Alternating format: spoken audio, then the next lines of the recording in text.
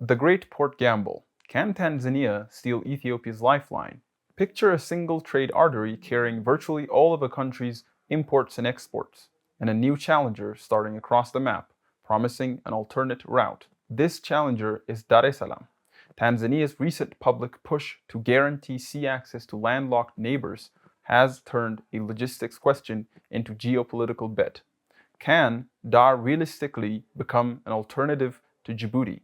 And who would win or lose if it did? I'm Jonas Ambiko, and this is Analytica Today. In August 2025, at the UN Forum for Landlocked Developing Countries, Tanzania sent a clear message. It will guarantee unfettered sea access to its landlocked neighbors and is accelerating port expansion at Dar es Salaam to back the claim.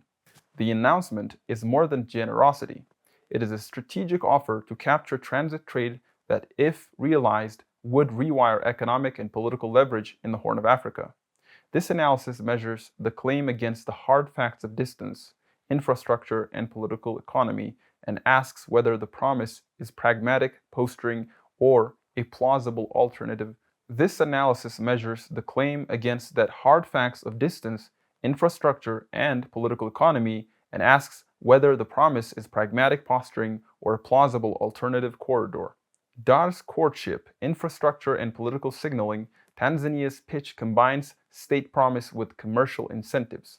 The Tanzania Port Authority has rolled out an ambition expansion program and revenue targets for 2025-26, while global terminal operations have moved in.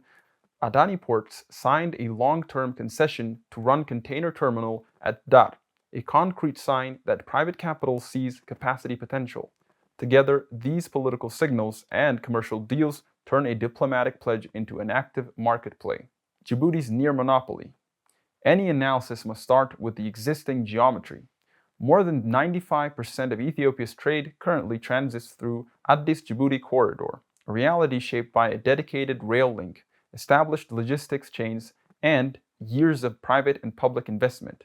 That concentration is not accidental.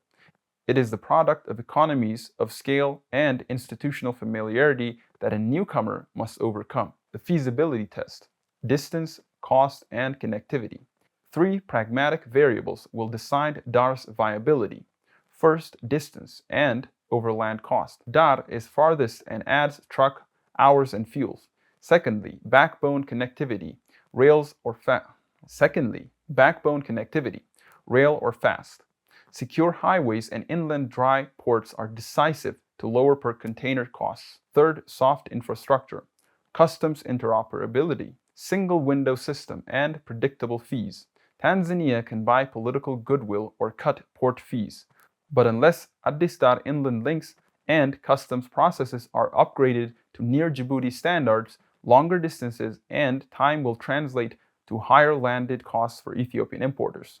The World Bank and corridor studies repeatedly show that rail and reduced border friction are the single biggest determinants of competitiveness. Winners and losers. Political economy in sharp relief.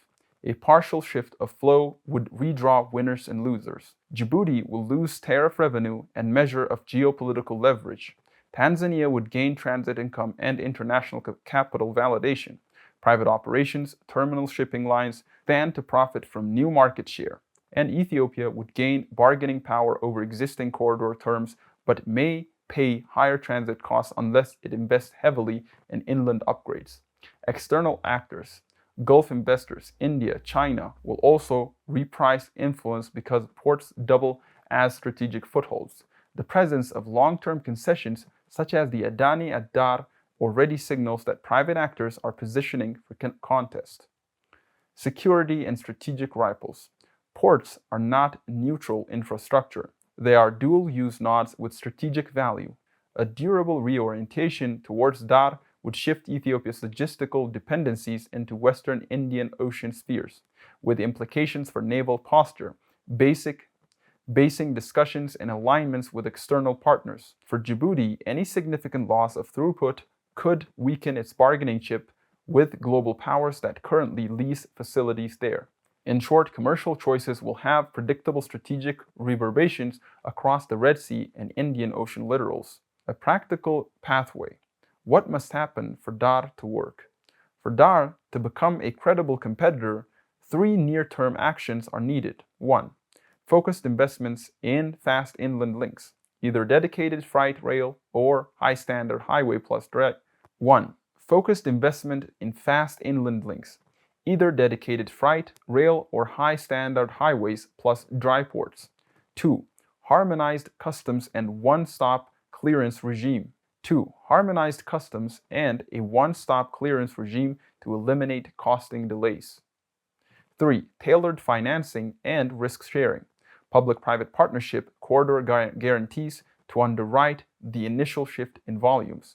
Each step demands years, not months, and unusual levels of trust between Addis and Dodoma. Trader and freight operations speak pragmatic languages. Saved delays are tangible. Reputational reliability matters more than headlines. Logistic firms will shift only when unit economies improve and paperwork headaches vanish. For Ethiopian exporters, a diverse corridor portfolio is attractive. For the Treasury in Djibouti, loss of volume is both fiscal and strategic pain. Real movement will be incremental. Test shipments, preferential windows, and phased investments, not an overnight exodus. Tanzania's offer is consequential. It reframes access to the sea as a competitive market rather than a fait accompli. But the math is stubborn. Dar's promise can become reality only if political will is matched by large, sustainable investment in rail, customs reforms, and corridor finance. And if Addis decides the short-term leverage is worth long-term cost. For now, the gambit raises the stakes. The Horn's port politics have moved from hinterland logistics to strategic chess. The final question remains political as much as economic. Will Ethiopia bet on diversification and pay for it, or play leverage and keep the status quo? The winner of that bet will shape trade, diplomacy, and security across the region for generations. I'm Jonas Ambiko, and this is Analytica Today.